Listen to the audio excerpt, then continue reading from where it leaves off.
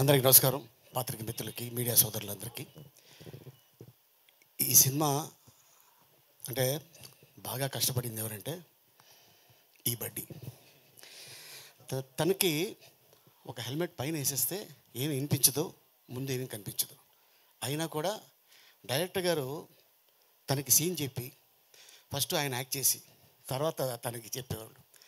తను అది వేసుకొని అంటే ఎంత భయంకరమైన ఎండలో తను చేసాడు అంటే షాట్ తీయాలి తొందరగా.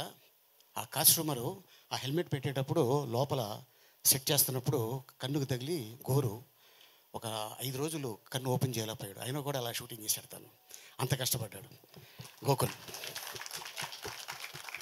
అండ్ అలాగే ఇక డైరెక్టర్ గారి గురించి, మ్యూజిక్ డైరెక్టర్ గారి గురించి మీ అందరికి తెలుసు. ఇక మా శిరీష్, అలాగే ఇక మా హీరోయిన్స్ ఇద్దరు. అండ్ రియల్ లైఫ్లో అమ్మాయి ఫాదరు పైలట్, రియల్ లైఫ్లో పైలట్. అండ్ తర్వాత ఇక అక్కడి నుంచి అమ్మాయి మంచి అంటే ప్రపంచ సుందరుల్లో ఒక సుందరిగా.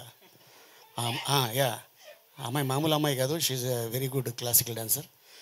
అండ్ డైరెక్టర్ గారు చూసి అమ్మాయిని first which one you acted that movie, Tiger Nageswara Rao, Ravi Teja గారితో చేసిన తర్వాత మళ్ళీ ఇప్పుడు సెకండ్ ఫిలింలో తను ఎంట్రీ ఇచ్చింది. అండ్ అలాగే ఈ సినిమాకి సంబంధించిన టెక్నీషియన్స్ అందరూ చాలా కష్టపడ్డారు.